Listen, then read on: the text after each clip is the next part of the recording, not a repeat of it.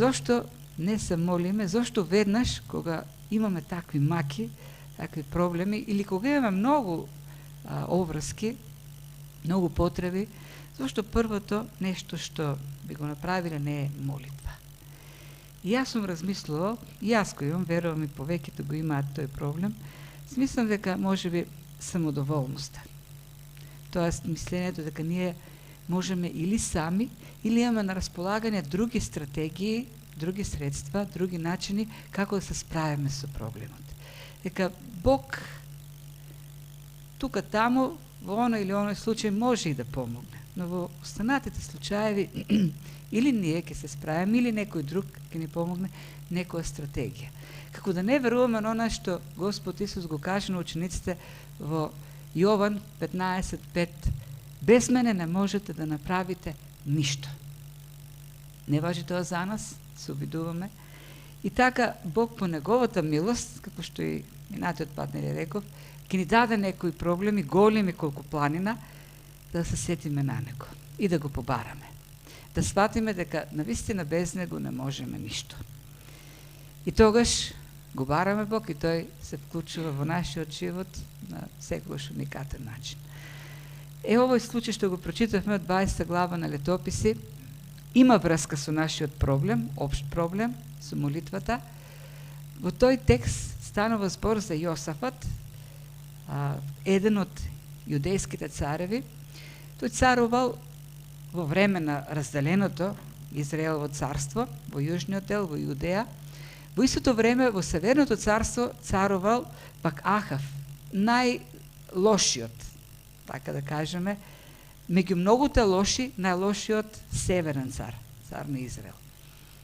Јосафат е добар цар, еден од ретките добри цареви во Јужното царство. Се обидува и прави, затоа пише во претходната 19 глава, неколку духовни реформи. Всушност тој донесува цел пакет на реформски закони, така да со кој се обидува да го врати еврејскиот народ во вистинското поклонение кон Бог. Меѓутоа, иако ги прави тие духовни реформи, сепак има проблеми. И ако читаме целата негова историја, ќе видиме дека тој има исто проблем со само доволност или себедостаточност. Тој смета дека неговите дипломатски вештини да прави сојузи ќе му помогнат во решавањето на надворешната политика. И оди дури дотаму што создава сојуз и со Ахав, со злиот цар Ахав. И не само што создава сојуз, воен сојуз, туку оди и во војна со него. И во едно тие војни тој за малку, тоест едва спасува глава. И продолжува со таа негова политика, кога го жени синот со керката на Ахав, со Аталија. Една сурова жена, жестока жена, која си прави план да го истреби целото потомство на Давид. И скоро успела во тоа, така само Јоаш, едно дете, е спасено. Целото друго потомство на Давид е уништено. Само малолетниот Јоаш е спасен, е тргнат и така останува еден потомак. И таа низа серија на стратегии, човечки стратегии во надворешната политика, наеднаш Бог ја прекинува, така што едно утро кога се буди Јосафат и разбира дека на само 25 километри од Ерусалим, на западниот брег на Мртвото море, се собрала коалиција од неколку царства, огромна коалиција на војски. Разбира дека нема шанси, никакви шанси со таа војска. Навистина, момент за паника. Не знам како по-човечки нели би се справиле, но она што го прави овде кај Јосафат, се свртува кон Бог, почнува да го бара Бог и основната идеја всушност што можеме да ја извлечеме од целиот овој текст, од целата глава, барам јас ја извлеков таа идеја, инаку овој текст пред непол месец го разгледувавме во Лангам проповедничкиот клуб и таму некои идеи добив со како беше таму и останалите проповедници од Скопје. И тоа е мојата версија, каде што основната тема е проповедта. Основната идеја, ако го имаме во предвид контекстот проповедта, е големите потреби треба да не донесат до молитва и вера во големиот Бог. Тоа е темата.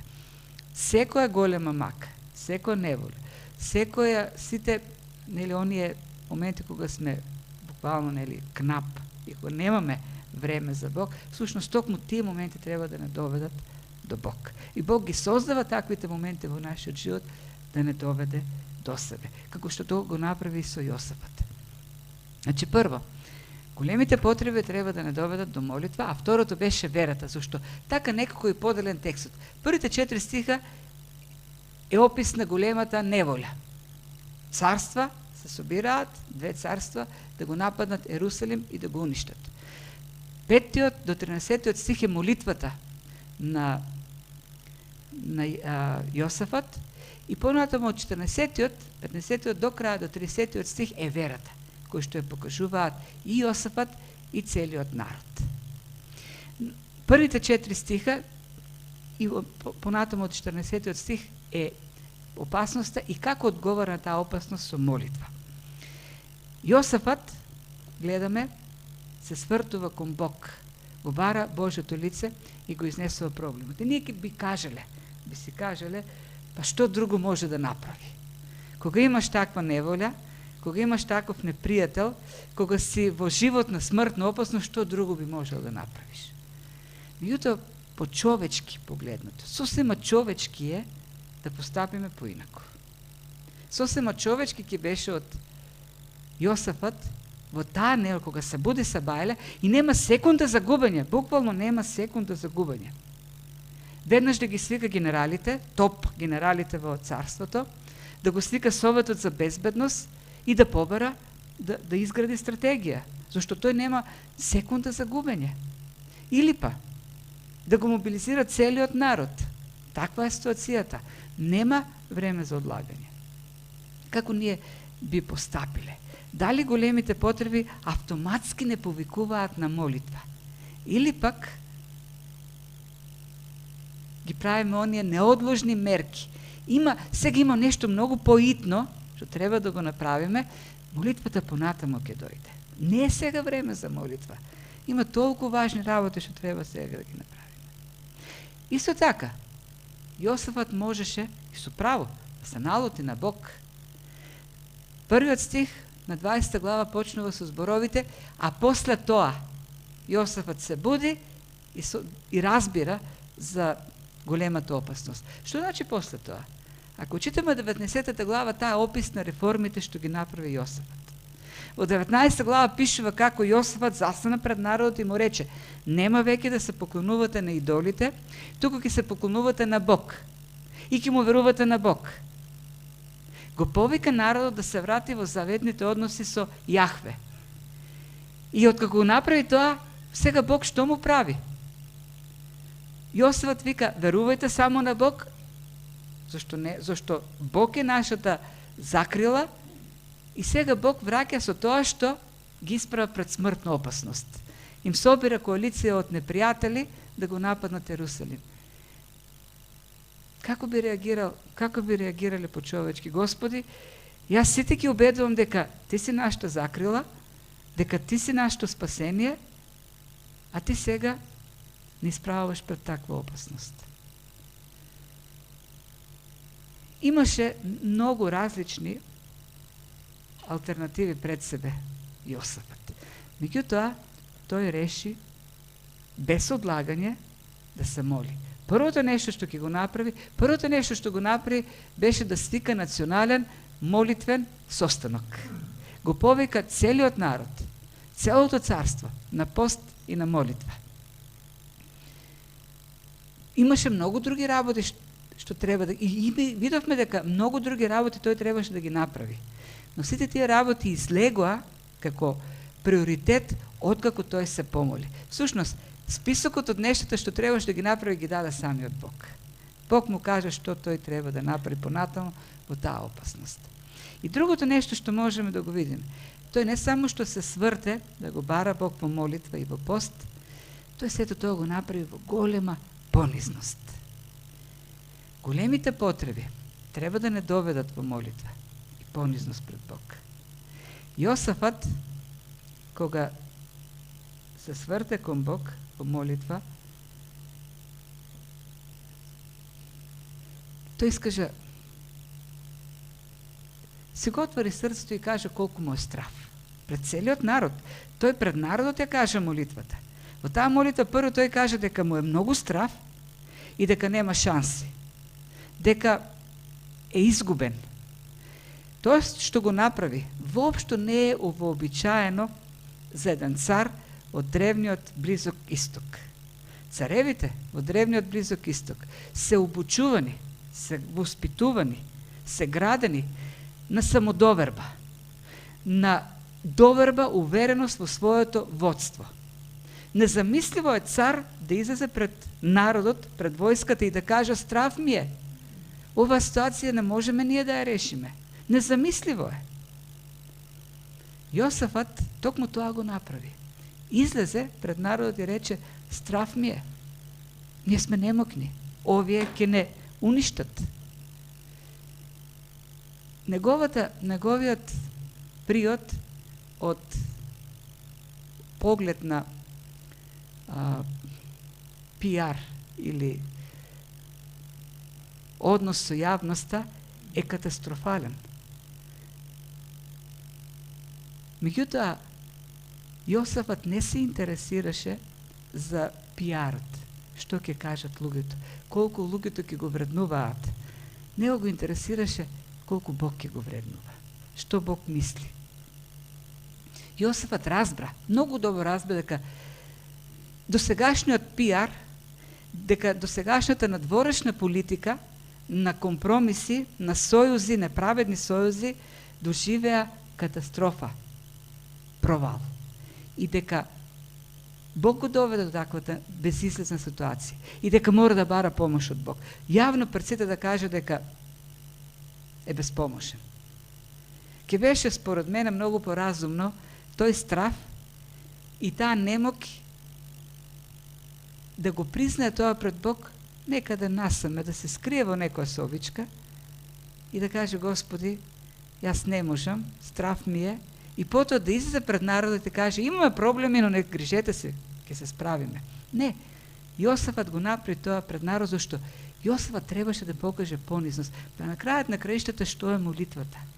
Молитвата е искажувањето на нашата немок да се справуваме со ситуациите.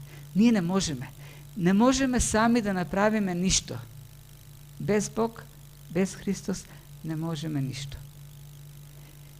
И Бог не доведува до такви ситуации за да искажеме таа немоки.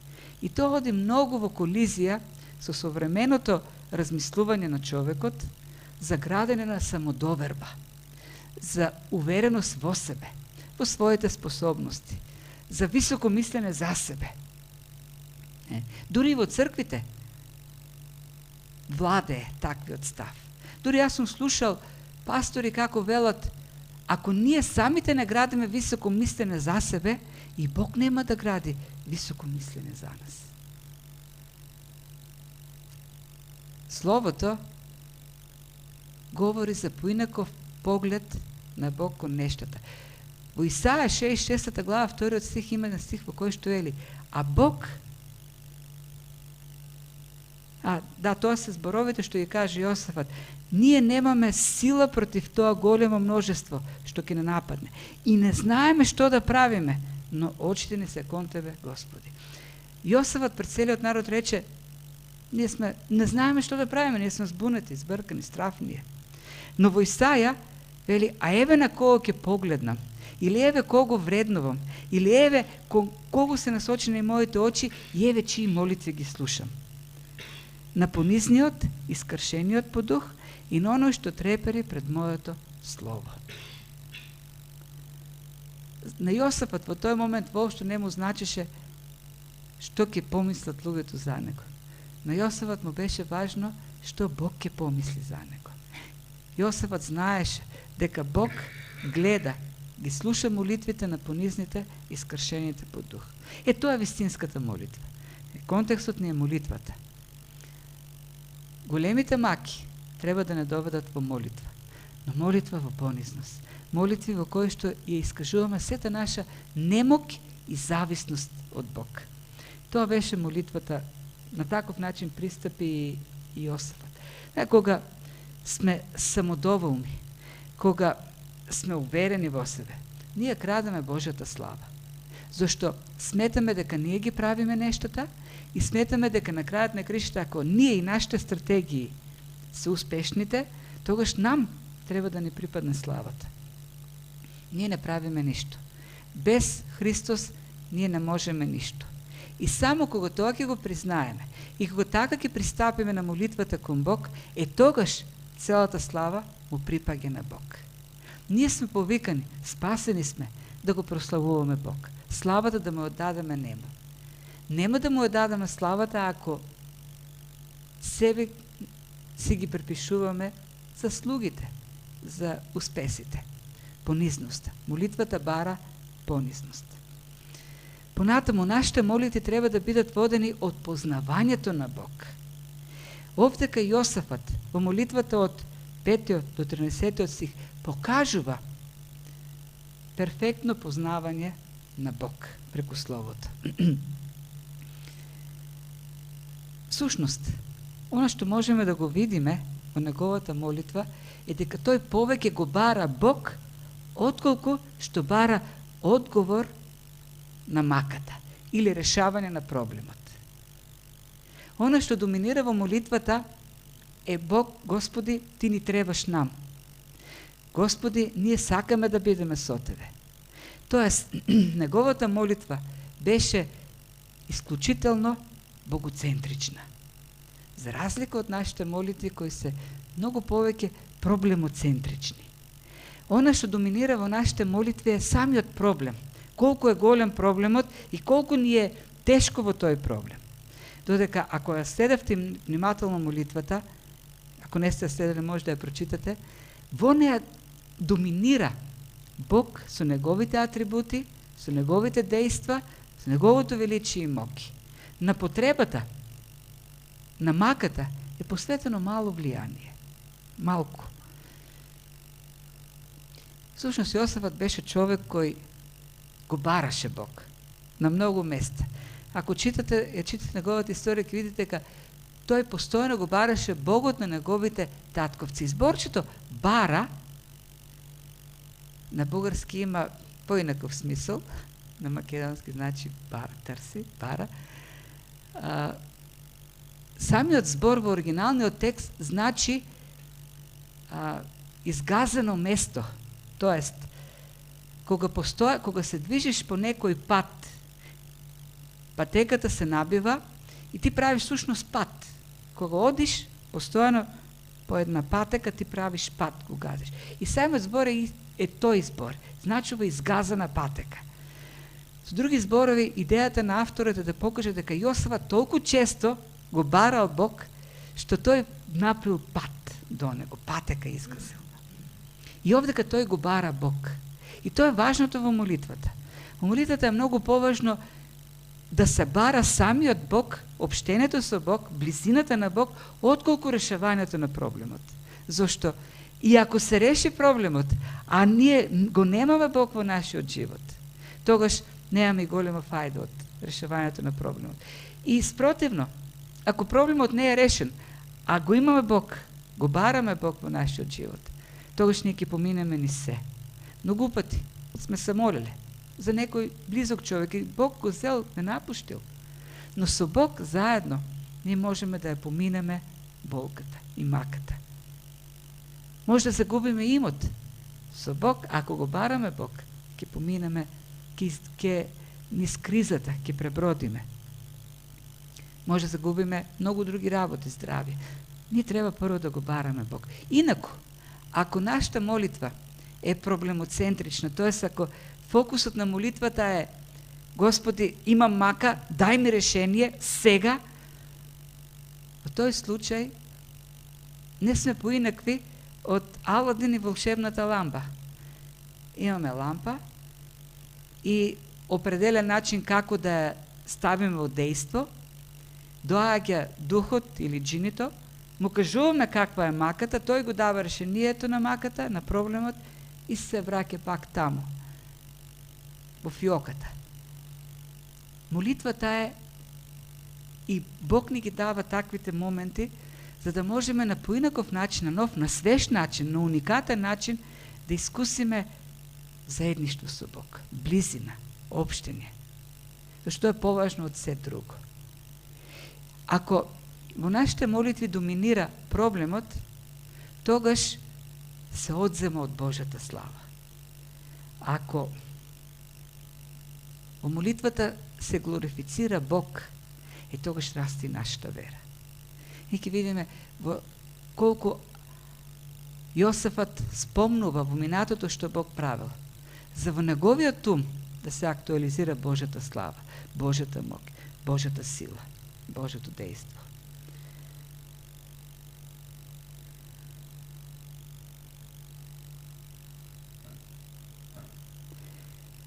Во молитвите не треба да бараме само решавање на проблемите, туку првенствено треба да го бараме Бог. Онака како што е откриен во Словото.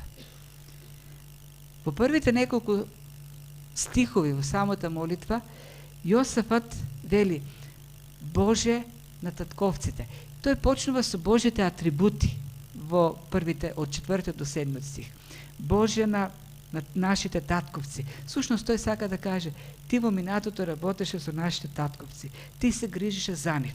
Потоа подсетува, се навраќа на историјата на навлегувањето на Божиот народ во ветената земја.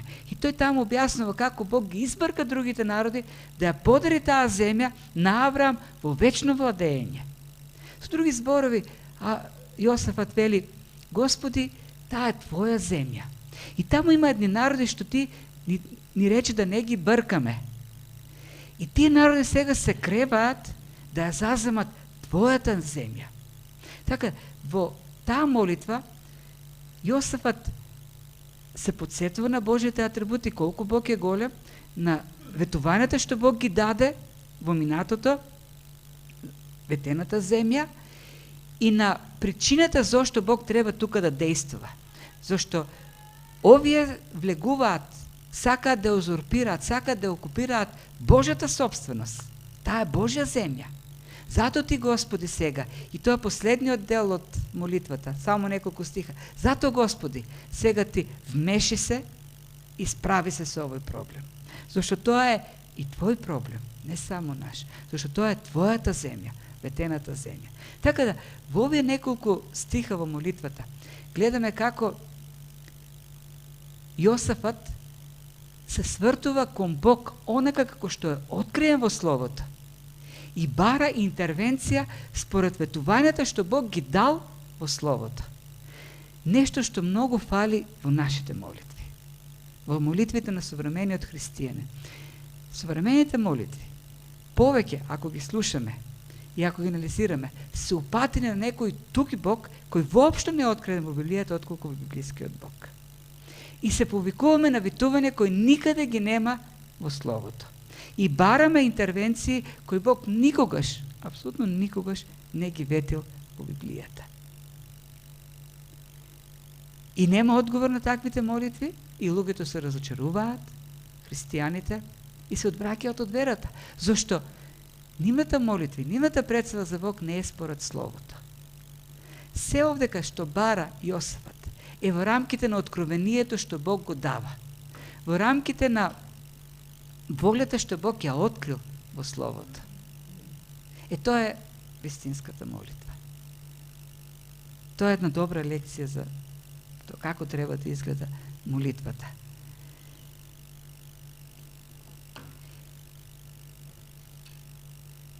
И како што кажав, во молитвата доминира самиот Бог, а не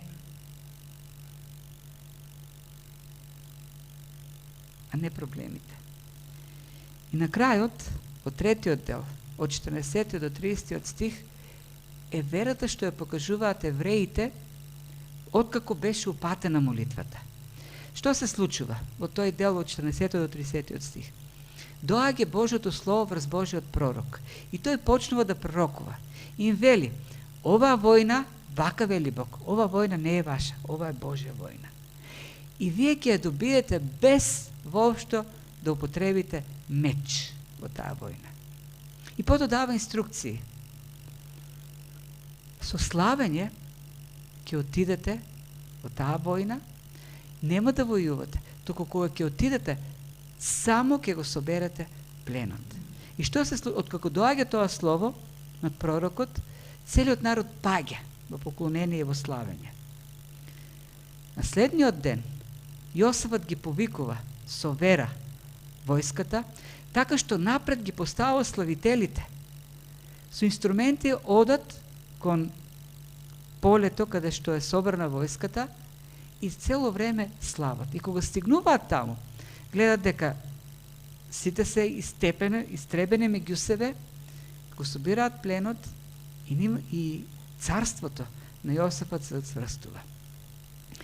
Голема вера покажуваат овие луѓе. Бог открива слово. И тие постапуваат според откриеното слово. Божиот пророк, верата во Бог значи пред се покорност на неговото слово. Тоа е вистинската вера. Вера значи да постапиме онака како што Бог ни открил според она што Бог го открил во словото. Тоа е верата. Бог ни открива вистина за себе, за нас, ни дава упатства и ние ги следиме со вера. Дојде пророк и им рече, нема да војувате. Јас ќе ви дадам победата. Вие отидете така, со голи раце, со инструменти отидете на бојното поле. И народот тргна, војската тргна. Голема вера тоа. И овде го гледаме повторно и Јосафат голем пример на понизност кај него. Се појави оттаму некој пророк и почна да говори, да дава инструкции, како да прават и што да прават. Јосафат како цар може да каже, чекај малку, ова е моја забава се, јас го собрав народот, јас го повикав на молитва, јас го свикав сето тоа, јас сум овдека главната звезда. И сега тука некој си там претендира дека Бог му дал слово. Ако треба да добие некој слово, тоа сум јас, царот кој го организира сето тоа. Меѓутоа Јосафат, кога го чу Божото слово, кој се од устата на пророкот, само рече, следете го. Тоа е Божо слово.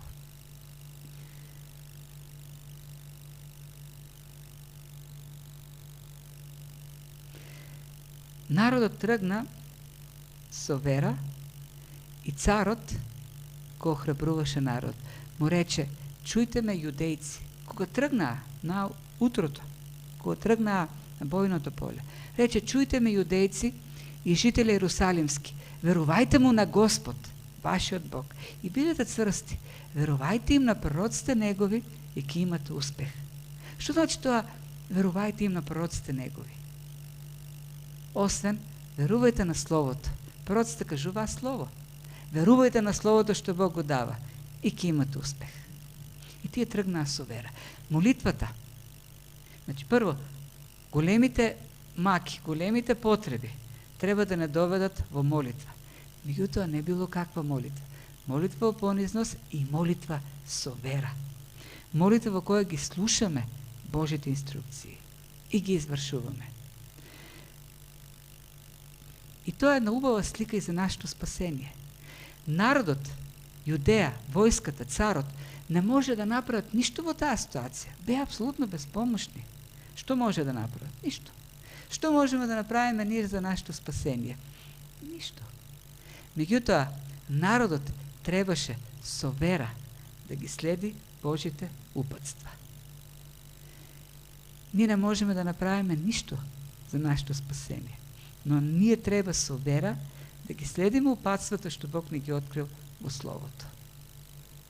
И тогаш пишува овој текст, како што вели Јосафат, ќе имате успех. Голема вера покажаа тие славители. Тие одеа напред чекореа пред војската. Тие беа главници. Обично, како главница на една организирана армија, оде елитната единица, она што расчистува напред. Се пушта артилерија, се пуштаат авионите. Јосафат ги пушти напред славителите, кои одеа со гајди, со кимвали, со тапани, со труби. Задни беа војниците. Со тоа, Јосафат покажува апсолутна сигурност, увереност дека навистина не му треба војска, нема му треба славители, луѓе кои ќе го слават Господ. И така тргна во војна, со музичари. И кога стигнаа, виде она што Бог им го вети. Верата изразена преку покорност секогаш се наградува. Или овдека на земјата, или во Божјото царство. Таа не останува празна во Божјото царство. Може би ќе биде наградена како што беше наградена верата на хероите, на верата во Евреите 11 глава. Сеќавате, таму има список на луѓе од Стариот Завет кои верува, очекуваа многу некои нешта и ги добија во небесниот град, градот без основи. Верата нема да остане празна, ненаградена. И тоа на што можеме устави да го видиме како лекција овдека. Потребите треба да не доведат во молитва, во понизност, со вера и да го бараме пред се Бог во нашите молитви. Да го бараме Бог она како што се открива во Словото. Со вера да ги следиме неговите упатства. А тој, големиот Бог, големите потреби кои не водат како големиот Бог, ја покажува својата големина. Кори Тен Бун, сте чуле за неа, жртва од концентрационите логори кои преживеала и била повикувана на постојано на некакви на конференции да споделува сведоштва, има пишувано и книги. Еднаш некој отишол кај неа и рекол: колку голема вера имаш. И таа рекла: не, колку голем Бог имам. Тоа е вистината. Големиот. Всушност тој рекол: до големата твоја вера се нештата. Од тоа нели е твоите успеси и останатите работи. И таа рекла: не, се е заради големиот Бог. Од него е се. Молитвите кон големиот Бог. Молитвите на немокниот, безпомошниот кон големиот Бог. Великиот Бог, нашиот Бог. Тоа е вистинската молитва. Јосафат ни дава добри принципи, добри инструкции за една вистинска молитва. Кога доаѓаат големите проблеми, не зависи од тоа што немаме ни секунда за губење. Таа секунда да го потребиме, да го побараме Божјото лице и да ги следиме упатствата што тој не ги дал во Словото. А успехот нема да изостане.